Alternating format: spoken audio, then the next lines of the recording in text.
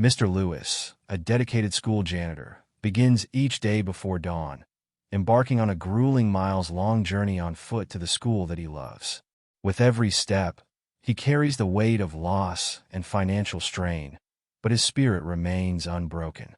Mr. Lewis's life has been anything but easy, yet he finds joy in the small moments, like greeting students with a warm smile and ensuring classrooms are clean and welcoming. However, unbeknownst to him, the very students he cares for so deeply have started to notice his struggle. What happens next will warm your heart and remind you of the power of community and kindness. Before we begin this moving story of resilience, generosity, and life-changing compassion, let us know in the comments where you're watching from. And don't forget to subscribe for more stories that inspire. The sun hasn't yet risen over the sleepy town of Millbrook, but its first pale fingers are already reaching across the misty horizon. The streets lie empty and quiet, save for the occasional early morning delivery truck rumbling past dark storefronts. As dawn breaks, the camera pans across weathered buildings and neat suburban homes before settling on a small, paint-peeling house at the edge of town. Inside, an ancient alarm clock ticks steadily beside a narrow bed. Its hands point to 4:30 a.m. when the harsh buzz fills the dimly lit room. A weathered hand reaches out, carefully silencing the alarm with practiced precision. Thomas Lewis, known to everyone simply as Mr. Lewis, sits up slowly, his joints protesting the early movement. The bed springs creak beneath him as he swings his legs over the side, his feet finding their way into worn slippers placed precisely where he left them the night before. "Another day, Max," he murmurs to the elderly golden retriever lifting his head from his bed in the corner. The dog's muzzle has gone completely white, but his tail still thumps against the floor at the sound of his master's voice. "Let's get some breakfast in us, old friend." Mr. Lewis shuffles to the small kitchen, where the linoleum is peeling at the corners and the cabinets hang slightly crooked. Despite its obvious age, everything is meticulously clean. He reaches for the container of oatmeal, the generic brand, on sale at the discount store, and measures out careful portions into 2 bowls. "Here you go, buddy," he says softly, adding a small drizzle of honey to Max's bowl before placing it carefully on the floor. "Easy on those old teeth now." While the oatmeal cooks, Mr. Lewis goes through his morning routine. The bathroom mirror reflects a face lined with years of early mornings and late nights. His hair, more salt than pepper now, is neatly combed. He takes extra care shaving, remembering Claire's gentle teasing about his porcupine chin. The thought brings both a smile and a familiar ache to his chest. Back in the bedroom, he opens his closet to reveal a row of carefully pressed work shirts and pants. Each garment shows signs of wear, some subtle darning at the seams, patches carefully matched in color and pattern. He selects today's outfit with deliberate care. The blue work shirt that Emily had given him 2 Christmases ago, before she left for college. His eyes drift to the photograph on his bedside table. Claire's smile beams back at him, her arms wrapped around a teenage Emily at her high school graduation. The frame is slightly tarnished, but the glass is spotless, cleaned daily with loving attention.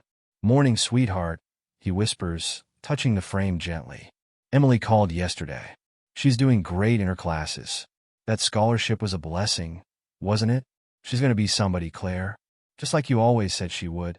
The silence that follows feels heavy, but Mr. Lewis straightens his shoulders and returns to the kitchen. He eats his oatmeal standing up, gazing out the small window at the gradually lightening sky. The bowl gets rinsed immediately after. Dishes are never left in the sink in the Lewis household. "Time for lunch packing, Max," he announces, pulling out a paper bag from the cabinet. The sandwich assembly is precise. 2 slices of whole wheat bread, bought day old to save money, a thin spread of margarine, 2 slices of ham, on sale this week, and a single slice of American cheese. An apple, slightly bruised but still good, completes the meal. Mr. Lewis checks his watch, 5:15 a.m. Time to get moving. He slips on his work boots, the soles worn thin and starting to separate at the edges. A little shoe glue had bought them a few more months of life, but he knows they're on their last legs. Just like his car, sitting dead in the driveway, a repair bill for $2,300 might as well be $2 million on his salary. "Be good, Max," he says, giving the old dog a gentle pat. "I'll be back tonight." The morning air hits him with a sharp chill as he steps outside, pulling his thin jacket closer around his shoulders. The walk to Millbrook High School is exactly 4.2 miles. He'd measured it on Google Maps when his car first broke down 3 months ago. Back then, he'd thought it would be temporary. Now, the route is as familiar as the lines on his palm. The first mile isn't so bad. The sky continues to brighten as he walks, and the morning mist creates beautiful patterns in the early light. He passes Mrs. Henderson's house, where she's already up tending to her roses. "Morning, Thomas," she calls out. "Still no luck with the car?" "Working on it, Mrs. Henderson," he replies with a wave, not breaking his stride. He can't afford to stop if he wants to make it to school on time. By mile 2, his knee begins its familiar protest. The doctor had recommended surgery last year, but the cost was out of the question. Instead, Mr. Lewis had memorized the location of every bench and low wall along his route, places to pause when the pain becomes too intense. He passes the bus stop where a handful of early morning workers wait. The Route 17 bus would take him within a mile of the school, but the $4.50 fare each way would add up to nearly $200 a month. Money he needs for Emily's textbooks and Max's medication. "Morning, Mr. Lewis," calls out Jimmy, the newspaper delivery boy, pedaling past on his bike. "Want a ride?" Mr. Lewis chuckles, the sound slightly wheezy from exertion. "Thanks, Jimmy, but I think I'd break that bike of yours in half." The third mile brings him to the industrial district, where the sidewalk gives way to uneven gravel alongside the road. Cars whiz past, their headlights still on in the dawn light. One driver, recognizing him, honks and waves. It's Mr. Patterson, who used to give him rides before moving to the other side of town for his new job. By mile 4, sweat has soaked through his shirt despite the morning chill. His knee throbs with each step, and his breathing comes in controlled, measured pants. He pauses at the corner of Maple and 5th, leaning against a telephone pole to catch his breath. A few cars slow down, drivers perhaps wondering if they should offer help, but he waves them on with a smile. He's got his dignity, after all. The school finally comes into view. Mr. Lewis straightens his shirt and wipes his brow before approaching the building. No one needs to see how hard the walk is for him. He has a job to do, and he's going to do it right. The key ring at his hip jingles as he unlocks the main entrance. The empty halls echo with his footsteps as he makes his way to the janitor's office. Really just a converted storage closet, but he's made it his own. A few children's drawings decorate the walls, thank you notes from students he's helped over the years. He changes into his work boots, stored overnight to keep them clean, and begins his morning routine. The hallways need to be mopped before students arrive, the bathrooms cleaned and restocked, the classrooms dusted and ready for another day of learning. As he works, memories of Claire teaching in room 204 flow back to him. She'd loved this school, loved teaching English to generations of Millbrook teenagers.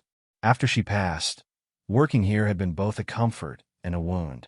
But the students, they made it worthwhile. The first teachers begin arriving.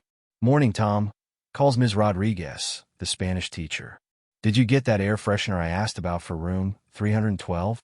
"Already installed, Ms. Rodriguez," he replies with a smile.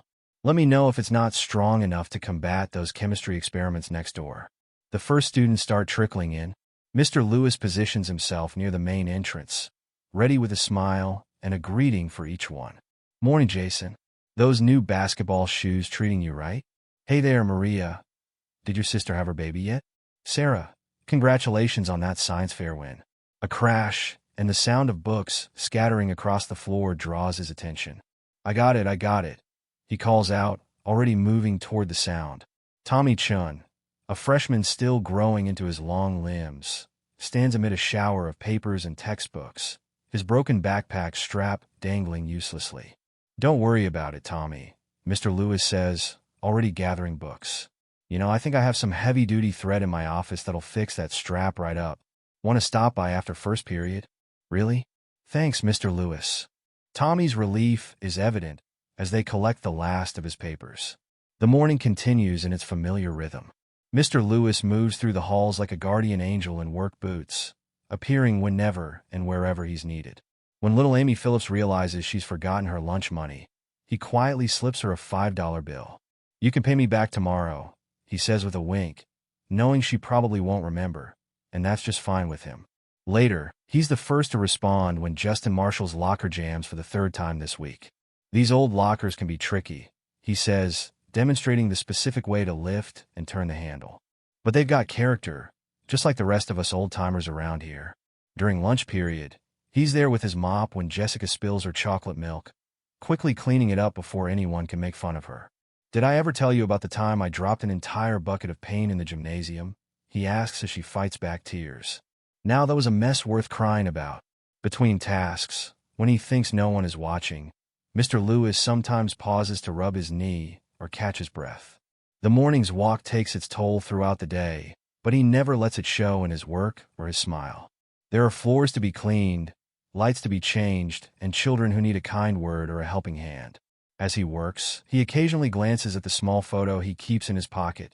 Claire and Emily at the beach, their last vacation together before the cancer took Claire. The edges are worn smooth from years of handling, but their smiles remain as bright as ever. "You be proud of her, Claire," he whispers during a quiet moment. "Our girl's doing so well at college. Worth every blister, every aching step." He touches the photo gently before tucking it away. There's work to be done, and Thomas Lewis has never been one to let pain get in the way of duty. The morning passes into afternoon, and Mr. Lewis continues his rounds, a quiet guardian of these hallowed halls.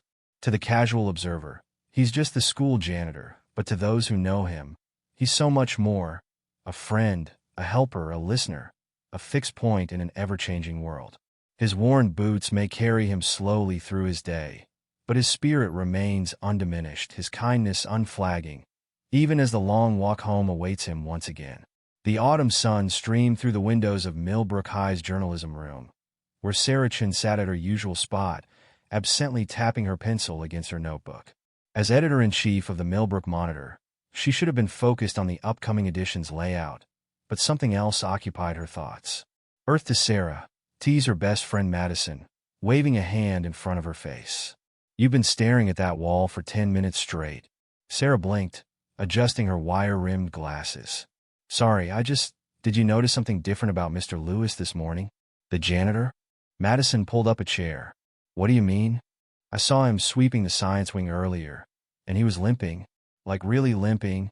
Sarah's brow furrowed as she recalled the scene.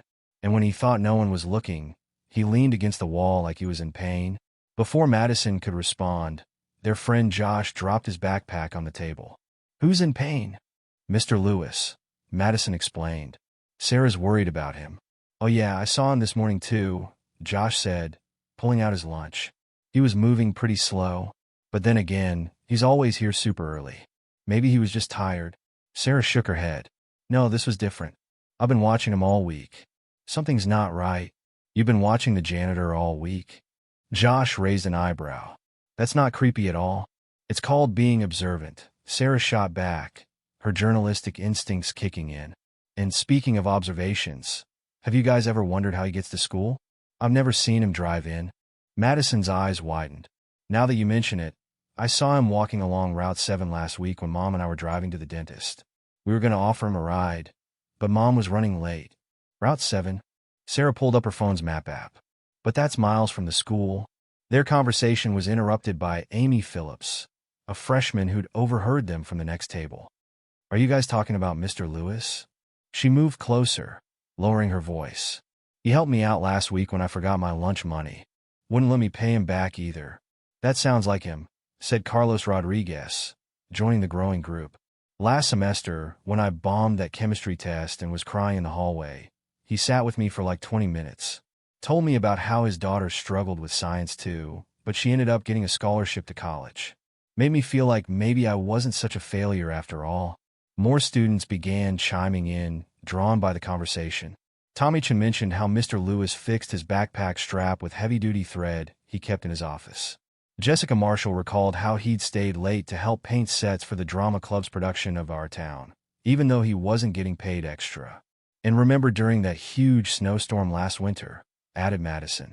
"He shoveled paths from every entrance before anyone else arrived, even though he could barely walk straight in that wind." Sarah listened intently, her reporter's notebook now filled with hastily scribbled notes. A pattern was emerging, countless small kindnesses that added up to something extraordinary. But there was more to the story. She could feel it. "I'm staying late after school today," she announced suddenly. "I want to see something." "Want company?" Madison offered.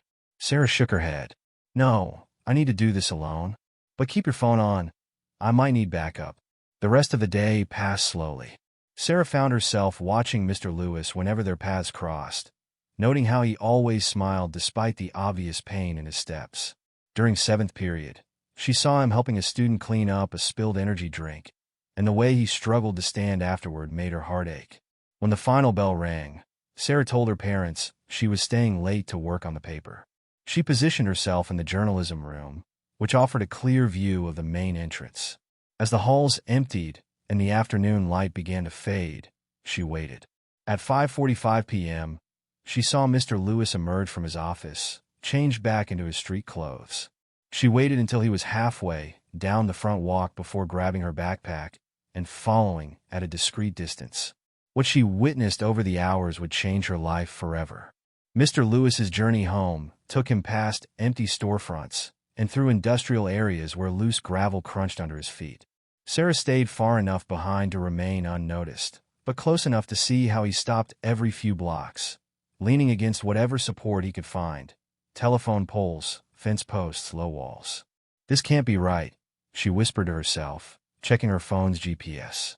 They'd already walked over 2 miles, and Mr. Lewis showed no signs of turning toward any residential areas. The sun was setting, casting long shadows across the empty sidewalks. At one point, a city bus passed them. Sarah watched Mr. Lewis reach into his pocket, pull out some change, count it, and slowly put it back. Her throat tightened as she realized what that meant. By mile 3, she had to fight the urge to run up and offer help. Mr. Lewis's limp had grown more pronounced, and his stops became more frequent.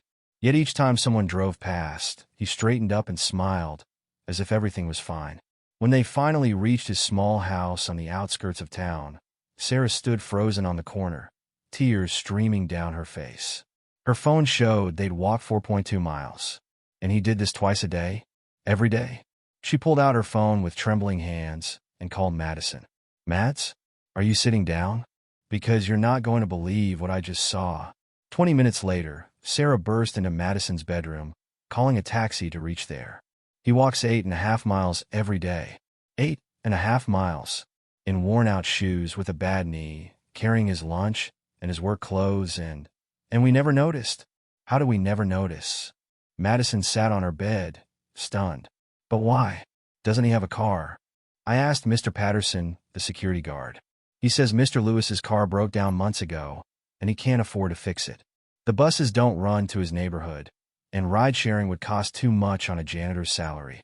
Sarah paced the room, her words tumbling out faster and faster. "And get this, he sends most of his money to his daughter in college. She's there on scholarship, but textbooks and living expenses add up, and he wants to make sure she has everything she needs."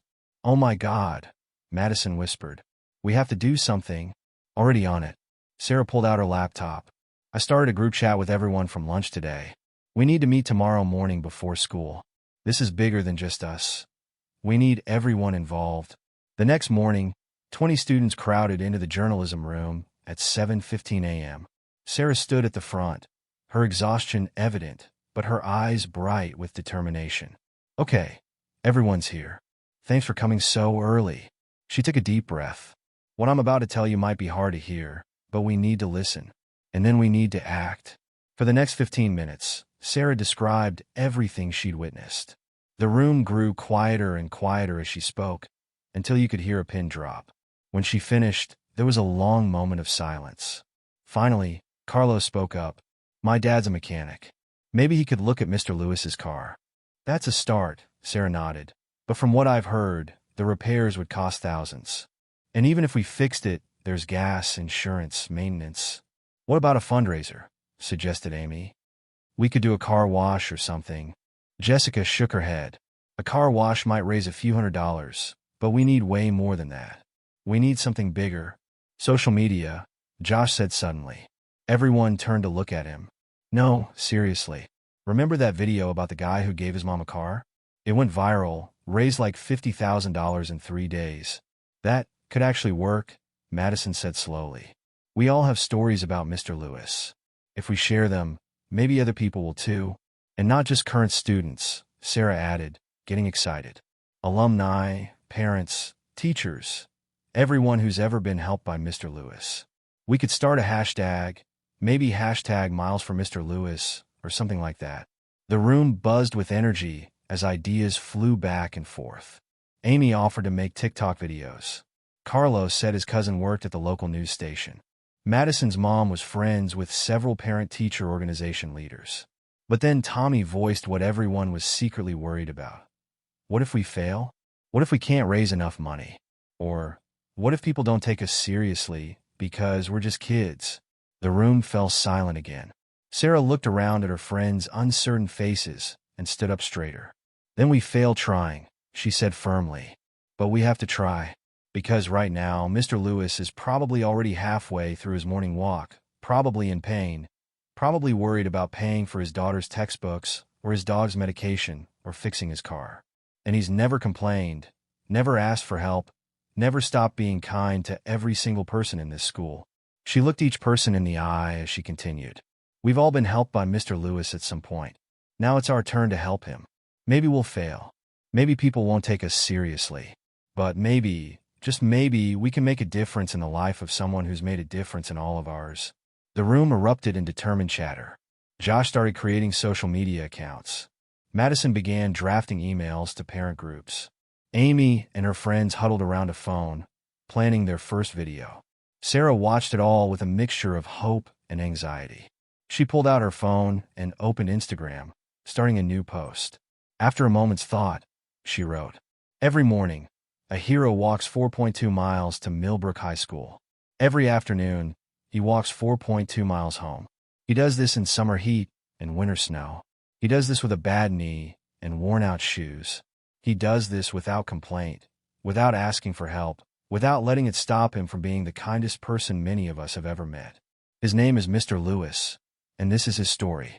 Hashtag Miles for Mr. Lewis." She attached a photo she'd taken earlier that week. Mr. Lewis helping a freshman with his locker, both of them laughing at some shared joke. Her finger hovered over the post button for a moment before pressing it decisively. Within hours, the post had been shared hundreds of times. Former students began commenting with their own Mr. Lewis stories. Teachers shared it with their networks. Local community groups picked it up and spread it further. By lunchtime, Sarah's phone was buzzing constantly with notifications. The local news station had called, asking for an interview. The principal had asked to meet with her after school. Even some local businesses had reached out, offering to help. But what touched her most was watching her fellow students in action. Between classes, she saw them stopping to really look at Mr. Lewis, to thank him, to offer help he gently declined. She saw them noticing things they'd overlooked before. How he limped more in the afternoons. How he saved half his lunch for dinner. How he never stopped smiling despite it all. After school, Sarah sat in the journalism room, updating the fundraising page they created. The initial goal had been modest, $5,000 for car repairs. But as she read through the growing list of comments and contributions, she began to dream bigger. Maybe, she whispered to herself, maybe we can do more than just fix his car. Maybe we can make sure he never has to make that walk again. She looked out the window, where the afternoon sun painted the school grounds in warm, golden light. Somewhere out there, Mr. Lewis was beginning his long walk home, unaware that his life was about to change, unaware that his years of quiet kindness had planted seeds that were finally beginning to bloom. Sarah turned back to her computer and began to write, her fingers flying over the keyboard as she crafted the story that would appear in next week's Millbrook Monitor. The headline was already clear in her mind. The Man Who Walked Miles. How one person's kindness inspired a community. The story was far from over, but something extraordinary had begun. In classrooms and living rooms across town, people were reading about Mr. Lewis and remembering their own encounters with him. Parents were talking to their children about the importance of noticing other struggles. Teachers were sharing stories of his dedication with their colleagues. A movement was building, one small act of kindness at a time. And somewhere between those miles he walked every day, between the pain in his knee and the weight of his responsibilities, Mr. Lewis had taught them all something invaluable. that sometimes the biggest hearts come in the most unassuming packages, and that true kindness never goes unnoticed forever. The Millbrook High School gymnasium buzzed with energy on a Saturday morning, 3 weeks after Sarah's discovery. Long tables lined the walls, covered with poster boards, markers, and stacks of neon paper. In the center, students gathered in groups, their voices echoing off the high ceiling as they worked. "No, the letters need to be bigger," Madison directed, watching as Josh struggled with a particularly large banner. "We want people driving by to be able to read it from the street." "I'm trying." Josh balanced precariously on a ladder, paint dripping onto his old t-shirt. "But support Mr. Lewis, our hero," is a lot of words to fit on one banner. Sarah moved between the groups, her clipboard in hand, and her phone constantly buzzing with notifications. The past 3 weeks had been a whirlwind of planning and organizing, and today marked the launch of their biggest push yet. "Amy, how's the bake sale sign-up looking?" Sarah called out to the freshman, who sat cross-legged on the floor with her laptop. "We've got 25 families committed," Amy responded excitedly. "Mrs. Rodriguez is making her famous churros. And guess what? The owner of Sweet Dreams Bakery downtown offered to donate 3 dozen cupcakes." "Perfect." Sarah made a note on her clipboard. "Carlos, any update on the mile run challenge?" Carlos jogged over, holding up his phone. "The app is ready to go. People can track their miles and donate per mile walked. We've already got 50 people signed up, and the event doesn't start until Monday." Sarah smiled, feeling a flutter of hope in her chest. The Mile Run Challenge had been Madison's idea. Participants would walk or run to raise money, with each mile symbolizing Mr. Lewis's daily journey. "Together, we walk in his shoes" was the tagline Josh had come up with, and it had resonated immediately with everyone. "Sarah," Tommy called from across the gym. "Channel 7 News just confirmed. They're doing a segment on our car wash next weekend." The energy in the room seemed to surge with each small victory. Sarah watched as her classmates threw themselves into the work, their determination matching her own. Even the youngest students had found ways to help. A group of 7th graders sat in a corner, making friendship bracelets to sell at lunch. Later that night, Sarah sat at her kitchen table, surrounded by papers and empty coffee mugs. Her laptop screen glowed with dozens of open tabs. The fundraising page, social media accounts, email chains, and spreadsheets tracking every dollar raised. "Honey," her mother called softly from the doorway. "It's almost midnight." "Just 5 more minutes, Mom," Sarah replied, not looking up from her screen. "I need to update the donation page with today's stories." Her mother walked over, placing a gentle hand on her shoulder. "Let me see what you're writing." Sarah scrolled through the latest updates. Today, Mrs. Henderson, class of 1982, shared how Mr. Lewis helped her son through a difficult time in 2005. "My Bobby was being bullied, and Mr. Lewis noticed. He gave Bobby a job helping him after school, which not only kept him safe but taught him the value of hard work. Bobby's now a teacher himself, inspired by Mr. Lewis's kindness." Maria Delgado, current senior, remembers, "When my little sister was scared on her first day of school, Mr. Lewis made her a special hall monitor badge out of cardboard and glitter. She wore it proudly all year." That's just who he is, always thinking of ways to make others feel special. "Look at these donations coming in," Sarah pointed to the screen. $5 from a student's allowance, $20 from a retired teacher, $100 from a local business. They're not huge amounts, but they're adding up. Her mother squeezed her shoulder. "You're doing something remarkable, sweetie. But you need to rest too." "I know, Mom. It's just—" Sarah's voice caught slightly. "Every morning, I still see him making that walk. And until we fix this, I can't really rest." The next few days saw an explosion of activity throughout Millbrook. The Mile Run Challenge kicked off with a bang. Students, teachers, and community members logged their miles, many sharing selfies with signs reading, "Walking for Mr. Lewis," or "For .2 miles and counting." The bake sale tables at lunch were swamped with customers, many paying far more than the asking price for cookies and brownies. "Keep the change" became a common phrase, with everyone understanding where the extra dollars would go.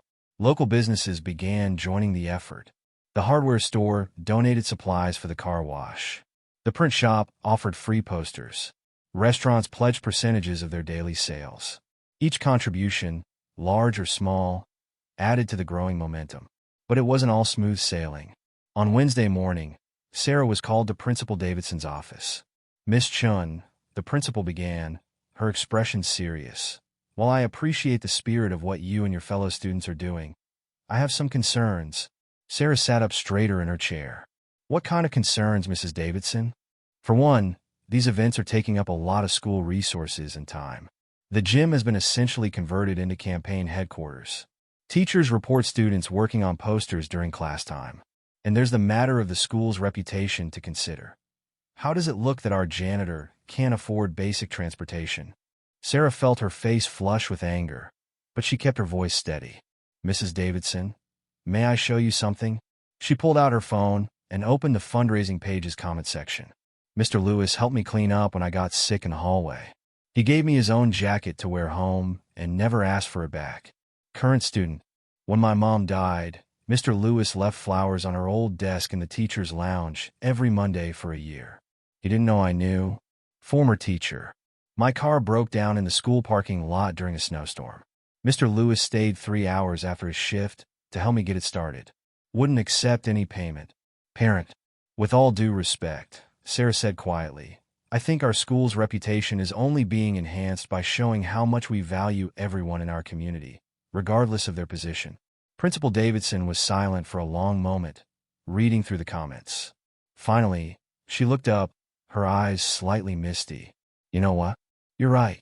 And I think I know how the administration can help." The next day, an official email went out to all parents, endorsing the fundraising efforts and announcing that the school would match donations up to $5,000. The celebration in the gym that afternoon was electric. "Can you believe it?" Madison squealed, hugging Sarah. "The school is backing us." But despite the growing support, challenges remained. Some students reported their parents questioning why they should help just a janitor. Others worried about drawing attention to Mr. Lewis's financial situation, fearing it might embarrass him. And then there was the matter of the car itself. Carlos's father had finally examined Mr. Lewis's old vehicle and delivered the verdict. The repair costs would be far more than the car was worth. Even with all their fundraising, fixing it didn't make financial sense. "Maybe we should just focus on getting him a used car," Tommy suggested during one planning session. "But then we'd have to worry about it breaking down too," Josh pointed out. "He needs something reliable." "Guys," Sarah interrupted, staring at her laptop screen. "We have a bigger problem. The donations are slowing down." The room fell silent as she showed them the graphs. After the initial surge of support, the daily donation amounts were dropping. They had raised just over $15,000, an impressive sum, but not enough for a reliable new vehicle plus insurance and maintenance costs. "Maybe we should lower our goals?" Amy suggested hesitantly. "No." Sarah's voice was firm. "Mr. Lewis never does anything halfway. Neither should we." That night, Sarah sat alone in her room, scrolling through the fundraising page for the 100th time. The total amount seemed to mock her. $15,427. Still so far from what they needed. Her phone buzzed with a text from Madison. "Don't give up. Remember why we started this?" Sarah closed her eyes, remembering that first day she followed Mr. Lewis home. The way he stopped every few blocks, leaning against whatever he could find. The quiet dignity with which he carried his burden. The smile that never wavered, no matter how tired he was. Opening her eyes, she began to type a new update for the fundraising page. "Dear Milburn community, when I first discovered Mr. Lewis's daily journey, I was shocked.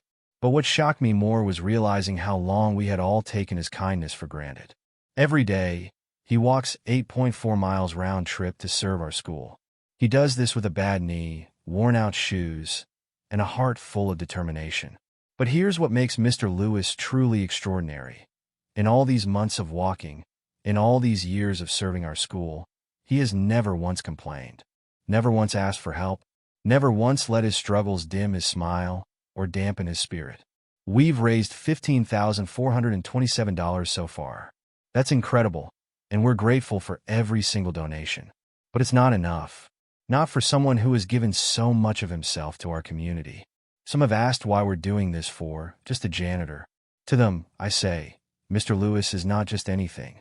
He is the first smile many of us see each morning. He is the helping hand that never wavers. He is the quiet hero who makes our school a better place every single day. We're not asking for more donations just to buy a car. We're asking because this is our chance to show that kindness matters, that every person in our community matters, that sometimes the most important people are the ones we see every day, but don't really see at all. Please help us reach our goal. Share our story. Make a donation if you can. Join our mile run challenge. Buy a friendship bracelet or a cupcake. Every dollar brings us closer to showing Mr. Lewis that his years of quiet kindness have not gone unnoticed.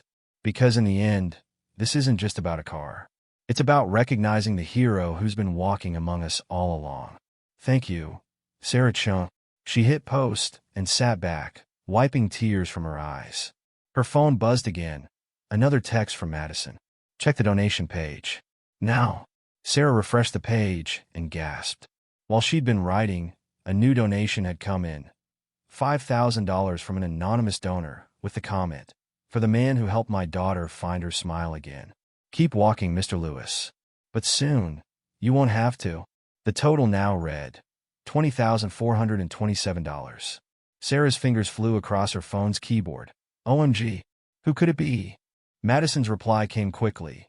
No idea, but I heard Ms. Rodriguez crying in her classroom earlier. Something about her daughter and Mr. Lewis. Sarah smiled, remembering the Spanish teacher's daughter who had struggled with depression last year.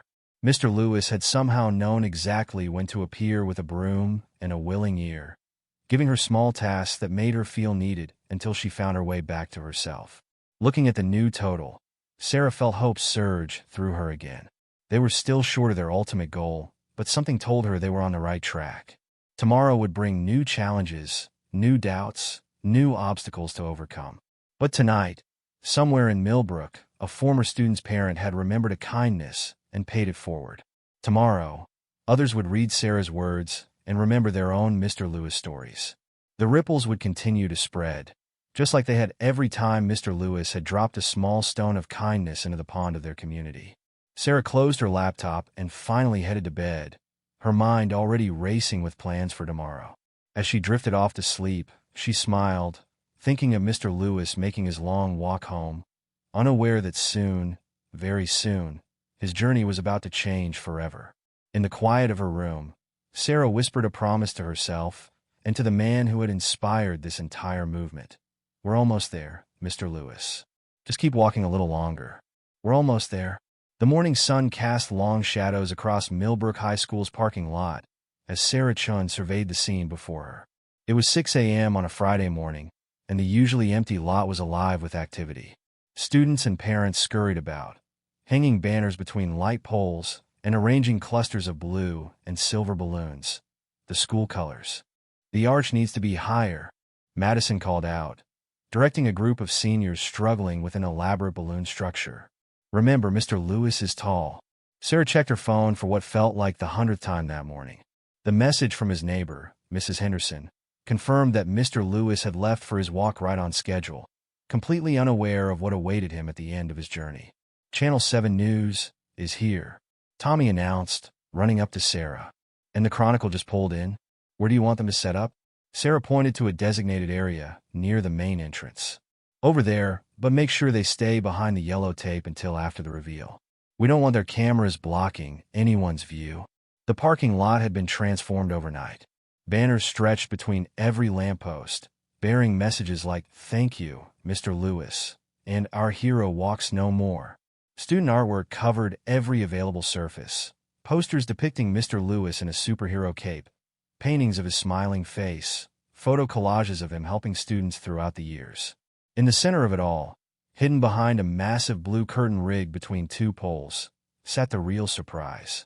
A brand new Honda CR-V, topped with an enormous red bow. The silver SUV gleamed in the early morning light, its presence a testament to thousands of small donations and one community's determination to make a difference. "Sarah," Josh called from near the curtain. "Principal Davidson wants to know if you've finished your speech."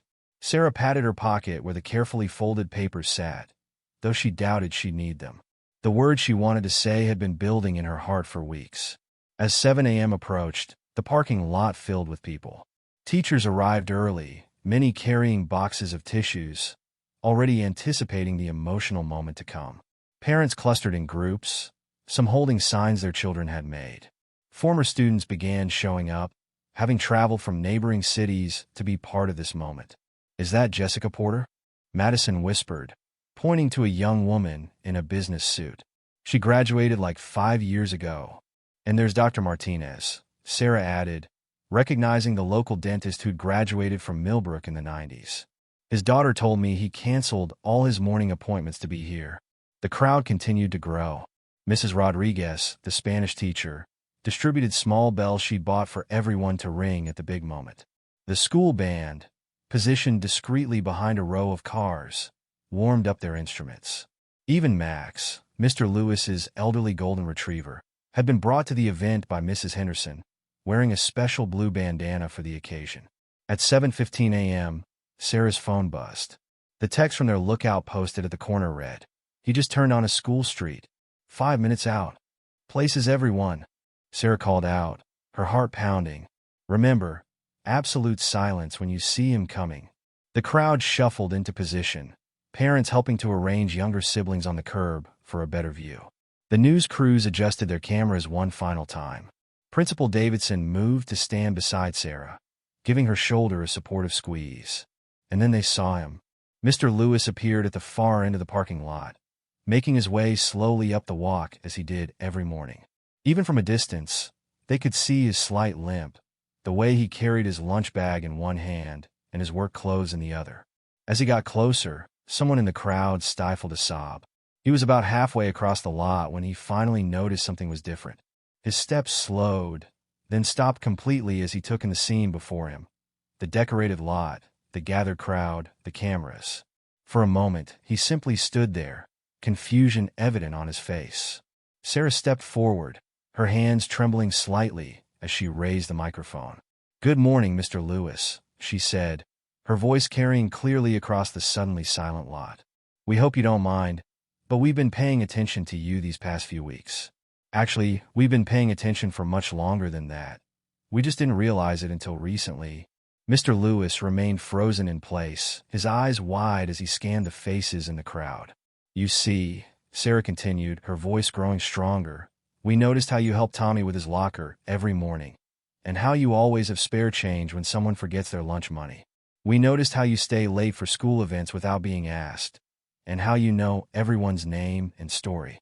She took a step closer to him. "But what we didn't notice, what we should have noticed, was your daily journey. 4.2 miles to school, 4.2 miles home, every day, through sun and rain and snow. We didn't notice your limp getting worse, or how you had to stop and rest but try to hide it from us. We didn't notice that while you were taking care of everyone else, no one was taking care of you." Tears were now streaming down Mr. Lewis's face, but he stood straight and tall, clutching his lunch bag like an anchor. "So we decided to do something about it," Sarah said, fighting to keep her own voice steady. "We started sharing stories about you, all the times you've helped us, supported us, shown us kindness when we needed it most. And you know what happened? The stories just kept coming. From current students, from graduates, from teachers and parents and community members. Hundreds of stories about hundreds of moments when you made a difference in someone's life." She gestured to the crowd. "Look around, Mr. Lewis. Every person here has a story about you. Every person here wanted to be part of this moment. Because today, we get to show you what you've shown us every day. That kindness matters, that every person matters, that sometimes the biggest heroes are the ones who quietly help others without expecting anything in return." Sarah paused, taking a deep breath. "Over the past month, more than 2,000 people donated to our cause. Children brought in their allowance. Teachers contributed from their salaries. Local businesses offered their support. Former students sent money from across the country, all because they wanted to thank you, to help you, to show you that your years of kindness haven't gone unnoticed." She turned toward the blue curtain. "Mr. Lewis, you've walked thousands of miles for us. Today, those miles end." At her signal, Josh and Tommy pulled the ropes, and the curtain dropped to reveal the gleaming new SUV. The crowd erupted in cheers and applause. The small bells Mrs. Rodriguez had distributed creating a joyful chorus. The band struck up the school fight song. Max barked excitedly, his tail wagging furiously. Mr. Lewis staggered slightly, and Principal Davidson quickly moved to support him. His lunch bag dropped forgotten to the ground as he stared at the vehicle in disbelief. "It's yours," Sarah said softly, holding out the keys. "Fully paid for, including insurance for the first year. The dealership even threw in a lifetime of free oil changes after they heard your story." Mr. Lewis's hands shook as he took the keys, tears falling freely down his face. He turned in a slow circle, taking in the hundreds of smiling faces surrounding him. Former students waved from the crowd. Current students held up their handmade signs. Teachers dabbed at their eyes with tissues. Someone started a chant. "Speech! Speech! Speech!" Mr. Lewis looked overwhelmed for a moment. But then Sarah saw something familiar in his eyes. That same strength that had carried him mile after mile, day after day. He took the microphone she offered, cleared his throat, and began to speak. His voice cracked, and he had to start again. "I don't know what to say. I'm not used to being the center of attention. Usually, I'm the one in the background, just trying to do my job, trying to help where I can." He paused, gathering his thoughts. "When I lost Claire, my wife, 5 years ago, I thought I'd lost everything. Emily was about to start college, and I didn't know how I'd manage without Claire's teacher's salary. But this school, this community, you gave me purpose when I needed it most." Mr. Lewis looked down at the keys in his hand, then back at the crowd. "Every morning, I walked to school thinking about Claire. She loved this place so much. Loved teaching here, loved the students, loved our little community. And every morning, I try to honor her memory by continuing what she started, caring for this school and everyone in it." His voice grew stronger. "The walk, it's never been a burden. Yes, it's long, and yes, sometimes it hurts. But each step reminds me that I'm still here, still able to help, still able to make a difference in small ways." And now, he gestured to the SUV, shaking his head in amazement. "This is too much. Far too much. But looking at all of you here today, I realize something important. You've given me more than just a car. You've shown me that every small act of kindness matters. That every person matters. That sometimes the help we give comes back to us in ways we never expected."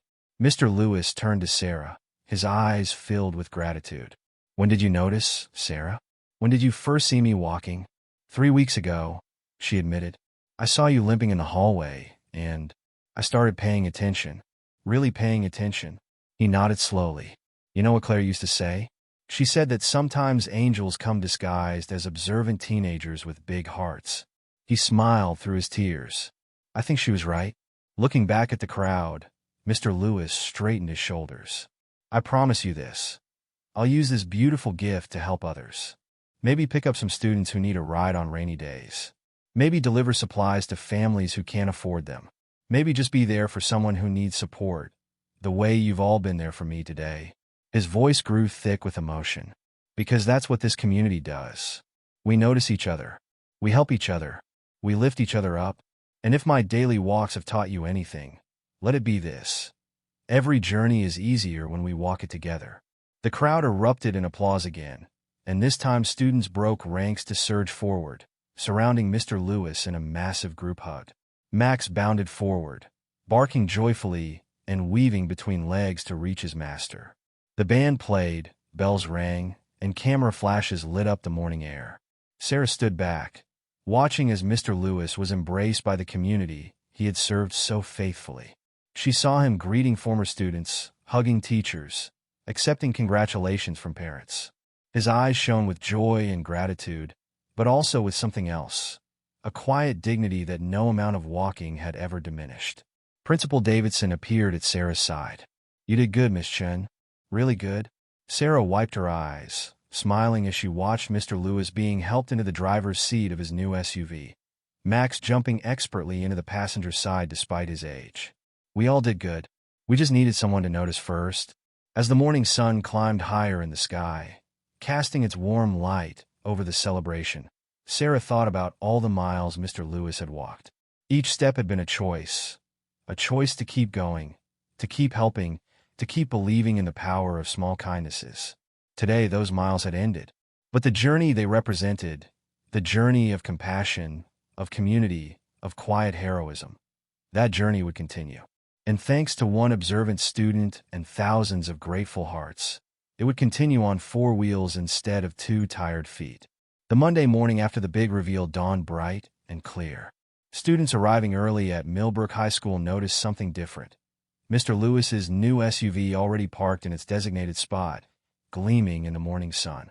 The red bow had been carefully preserved and now sat in the back window, a reminder of that extraordinary Friday morning that had changed everything.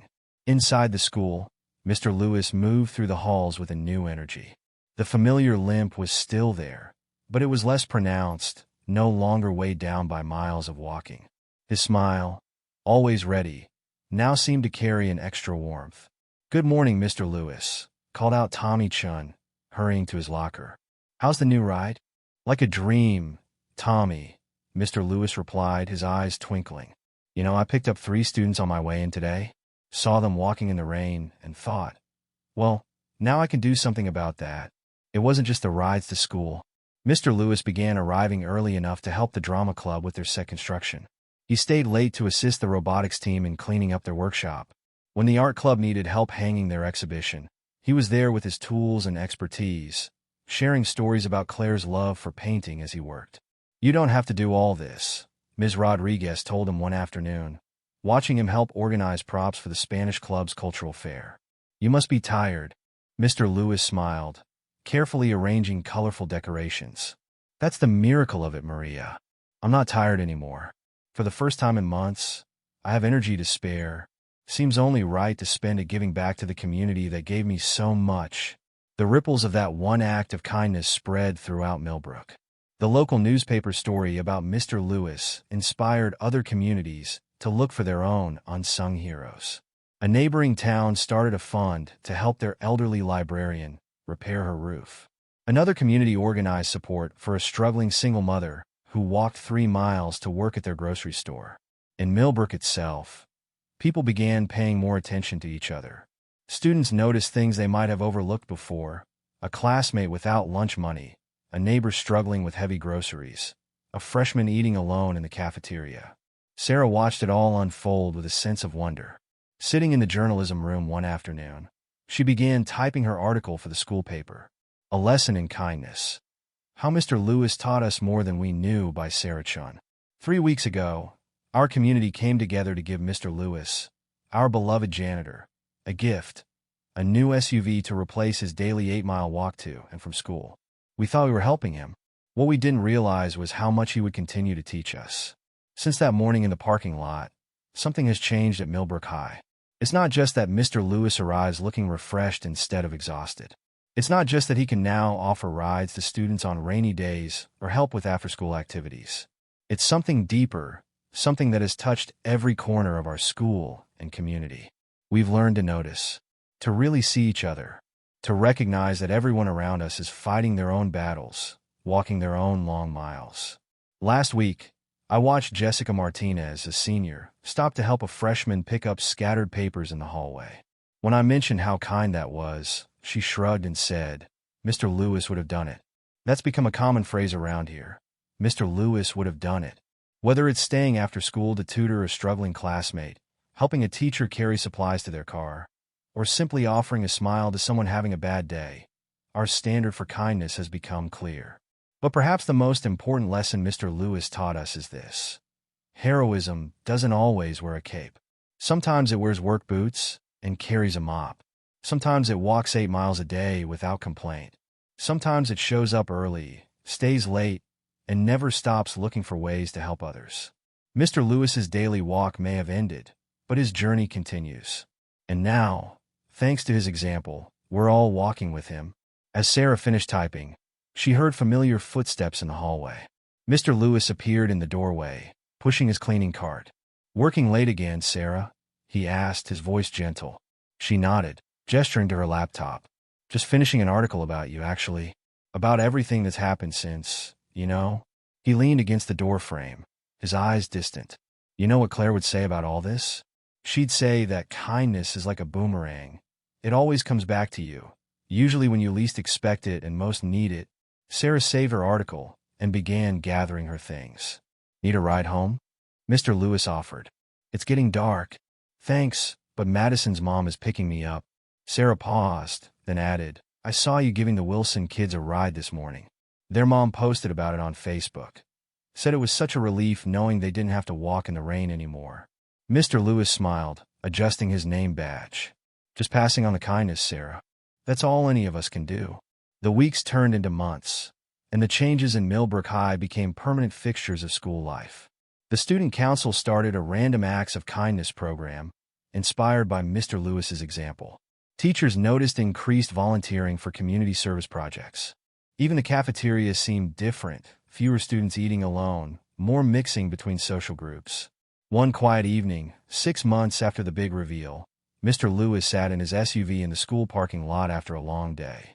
The sun was setting, painting the sky in shades of orange and pink that reminded him of Claire's favorite sweater. He looked at the empty passenger seat, remembering all the time she'd sat there during their years together. We did it, sweetheart, he whispered, running his hand along the pristine dashboard. Can you believe it? All those miles we walked together in spirit. And now look. He started the engine, listening to its quiet purr. As he pulled out of the parking lot, he saw students still lingering on the front steps, the drama club finishing a late rehearsal. They waved enthusiastically, and he honked in response, the sound echoing across the quiet campus. 15 years later, Sarah Martinez straightened her teacher's badge and looked out over the Millbrook High School parking lot. It looked different now. New paint, updated landscaping, more spaces for the growing student population. But some things remained the same, like the spirit of kindness that had taken root here years ago. And that's where it happened, she told her homeroom class, pointing to the spot where a new SUV had once sat with a giant red bow. Right there is where our community proved that when we notice each other's struggles and work together, we can make real change happen. Her students listened intently, some taking notes, others simply absorbing the story. They'd all seen the plaque by the school entrance, the one that read, "To the man who walked miles for us, and whose journey taught us the value of compassion." What happened to Mr. Lewis? Asked one student, Emma, her hand raised high. Sarah smiled, remembering. He retired 10 years ago, but his impact never left. The scholarship fund we started in his name has helped dozens of students afford college. The community outreach program he inspired is still going strong. And every year, when we tell new students his story, we remind them that kindness isn't just an action. It's a choice we make every day. She walked to the plaque, touching its smooth surface. Mr. Lewis taught us that sometimes the biggest changes start with simply noticing someone's struggle, noticing an opportunity to help, noticing the quiet heroes who walk among us. The morning bell rang, and students began filing into the building. Sarah watched them go, remembering her own days as a student here. The journalism room, where she'd first noticed Mr. Lewis's limp. The parking lot where their community had come together. The halls where kindness had transformed from an act into a legacy. A car horn honked, and Sarah looked up to see an elderly but still spry Mr. Lewis pulling into the lot in his second SUV. The community had insisted on replacing the first one when it finally wore out. He still volunteered at school events occasionally, his presence a living reminder of the lesson he'd taught them all. "Good morning, Mr. Lewis," her students called out, and he waved back, his smile as warm as ever. Sarah watched as he made his way into the building, no longer limping, but moving with the dignified pace of age. The morning sun caught the silver of his hair, and for a moment, she was transported back to that dawn 15 years ago when a community had come together to help one man and ended up helping themselves. The story of Mr. Lewis had become more than just a local legend. It had become a testament to the power of observation, compassion, and community. Schools across the country now used it as an example in their character education programs. The local university included it in their teaching curriculum as a case study in community organizing and social impact. But perhaps most importantly, it had changed the way people in Millbrook saw each other. They looked more carefully now, noticed more readily, helped more quickly. The lesson Mr. Lewis had taught them, that everyone's journey matters, that kindness begets kindness, that community is built one small act at a time, had become part of the town's DNA. As Sarah headed to her classroom, she passed the school's wall of heroes, where Mr. Lewis's story was prominently displayed alongside other inspiring tales from the school's history. But his wasn't just a story of the past. It lived on in every student who offered help without being asked, in every teacher who stayed late to support a struggling student, in every community member who chose to notice and act. The morning announcements began, and Sarah heard her students shuffling papers and settling into their seats. Before beginning her lesson, she glanced out the window one last time, watching as the sun climbed higher over Millbrook High. Somewhere in the building, she knew someone was helping someone else, passing on the lesson Mr. Lewis had taught them all those years ago. And in that moment, Sarah understood that while the miles Mr. Lewis had walked were now just memory, the path he had shown them, the path of kindness, awareness, and community, stretched endlessly before them, waiting to be walked by each new generation that passed through these halls. The bell rang, and Sarah turned to her class, ready to teach not just the day's lesson, but the greater truth she had learned from a janitor who had walked miles to show them what really matters. The journey of kindness continues, one step at a time, one person at a time, one moment at a time. And somewhere, she knew, Claire was smiling. Mr. Lewis's life changed in a way he could never have imagined, all because the students he quietly supported every day decided to give back. This story isn't just about one man's dedication. It's about the impact that simple acts of kindness can have when a community comes together. What would you do if you found out someone you know was quietly facing such an enormous challenge? Let us know in the comments below. And remember, the smallest gesture of compassion can make the biggest difference. If you enjoyed this story, be sure to like, subscribe, and stay tuned for more real-life tales that touch the soul